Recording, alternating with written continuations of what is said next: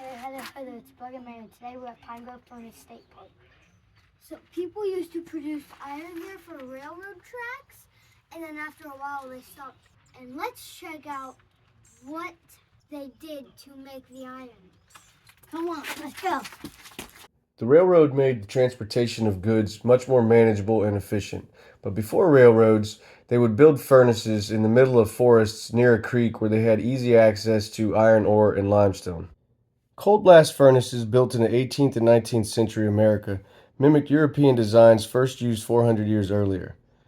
A thick stone furnace, shaped like a flat-top pyramid, served as a place of transformation where minerals would become metals. Iron furnaces employed many English, Scots-Irish, and German workers, among numerous other nationalities. These included experienced immigrants who had worked at iron furnaces in their homelands. Some workers were indentured servants, bound to a master for several years by a contract. The iron industry also relied on both free and enslaved African Americans to work in many roles, including as teamsters, colliers, and wood choppers. It took about 100 workers to produce iron, but only a few of them actually worked the furnace. There was a filler who would dump carts of ore, charcoal, and limestone into the top of the furnace, which was known as the tunnel head. Then there was a founder who was assisted by a keeper, and they would order ingredients and determine the amount of air that was going to be blasted into the furnace, and they also decided when to draw off the iron. Guttermen would direct molten iron into channels in the sandy floor of the casting house, and through a process called tapping, the guttermen would draw off the useless slag. Most of the focus of iron production was on the furnace itself, but there were many jobs away from the furnace which kept it in operation. There were wood choppers which harvested wood necessary for the colliers to make coal. Miners dug iron ore and quarried limestone, while teamsters hauled wagons of wood, charcoal, iron ore, and pig iron. Bookkeepers were necessary to keep company accounts, and there were a host of laborers and their families which completed less skilled jobs that kept the furnace and nearby village operating.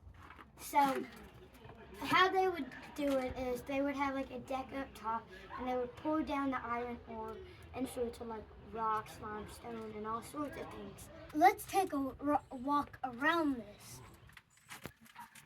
Let's go this way. It's tight and loose. You guys might not be able to fit. It might be hard. And this is where it would come out whenever it was done melting all the way through. And if you see in there, since they're not using it anymore, they clogged it all up.